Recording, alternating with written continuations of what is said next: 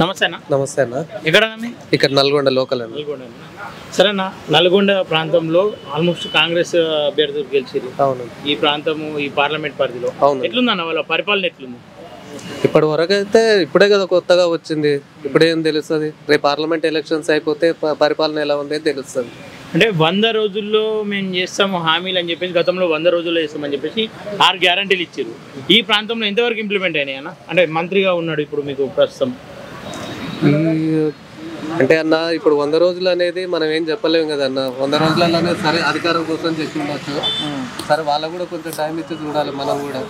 Okay, అంటే గత ప్రభుత్వం ఏదైతే కేసీఆర్ ప్రభుత్వం ఉందో ఇప్పుడు రేవంత్ రెడ్డి ప్రభుత్వం వచ్చింది.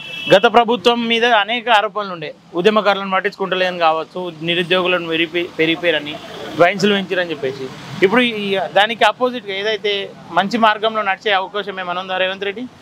చూద్దామంటే ఒక 6 months టైం తర్వాత మనకు ఏదైనా తెలుస్తుంది. ఈ గడిచిన 4-5 నెలల్లో ఏదైనా ఆ దిశగా అడుగులు వేస్తున్నా అనిపిస్తుందా? ఇప్పటి వరకు అయితే ఏం అనిపించట్లేదు. ఓకేనా, ఇప్పుడు పార్లమెంట్ ఎన్నికలు రాబోతున్నాయి.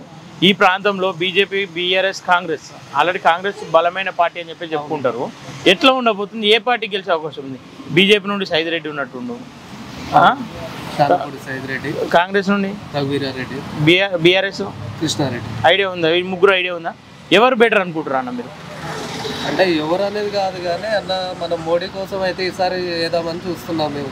మోడీ శానపూడి సైదిరెడ్డికి అంటే వ్యక్తిపరంగా లోకల్లో ఎవరు అందుబాటులో ఉంటారు? అది ఇది కూడా ఉంటుంది కదా. అంటే అన్న శానపూడి సైదిరెడ్డి కూడా మాకు లోకల్ కాదు కదా, హుజూర్నగర్. అట్లా లోకల్ చూసుకోవాలంటే కృష్ణారెడ్డి దగ్గర ఉంటాడు మాకు. ఓకే, రఘువీరారెడ్డి చూసుకుంటే పక్క కాన్సెప్ట్. అంటే అభివృద్ధి దిశ నడిపించగలుగుతారా ఈ ముగ్గురి శానంపూడి సైదిరెడ్డి? నడిపిస్తాడనే అనుకుంటాం. మోడీ నడిపిస్తున్నాడు కదా, దేశం మొత్తం నడిపిస్తున్నాడు. నరేంద్ర మోడీని చూసి బీజేపీ కోటేయాలని చెప్పేసి అంటున్నాం. కానీ ఈ ఏరియాలో చూసుకుంటే మొత్తం పూర్తిగా కాంగ్రెస్ మయం అయిపోయింది కదా. ఎమ్మెల్యేలు అందరూ వాళ్ళందరూ ఉన్నారు. వీళ్ళందరి మధ్య బీజేపీ గెలిచే అవకాశం ఉందా? అవకాశం ఉందనే అనుకుంటున్నాను.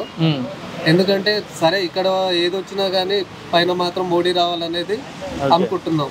మీరు కూడా గల్లీ లెవెల్ ఉన్నా ఢిల్లీలో ఆయన ఉండాలని చెప్పేసి అనుకుంటారు.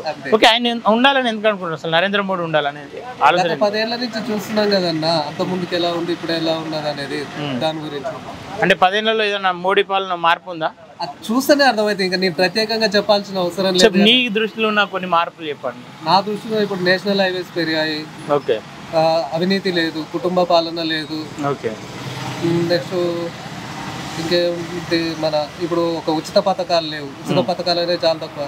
విశ్వకర్మ పెట్టి మా లాంటి పని చేసుకునే వాళ్ళకి చాలా మందికి బెనిఫిట్. అది పని చేయండి, పైసలు కట్టుకోండి, నేను డబ్బులు ఇస్తాను, వృత్తి నేర్పిస్తాను అని చెప్తున్నారు. ఓకే, అట్లా అవి బెటర్ అని చెప్పేసి. ఓకేనా, అంటే మార్పు చెందుతుందని చెప్పేసి అంటారు కొంతమంది. అది మార్పు చెందే అవకాశం ఏమైనా ఉందా? చూద్దామన్నా, ఇప్పుడే చెందొచ్చు చెందకపోవచ్చు. వేరే చెందినా చెందకుండా మేము చేసుకునేది ఇదే. అది అంటే మీకు ఏ పార్టీ మీద, అంటే ఏ పార్టీ కావాలి? ఏ పార్టీ అనేది ఏం లేదన్న, పార్టీలతో సంబంధం లేదు.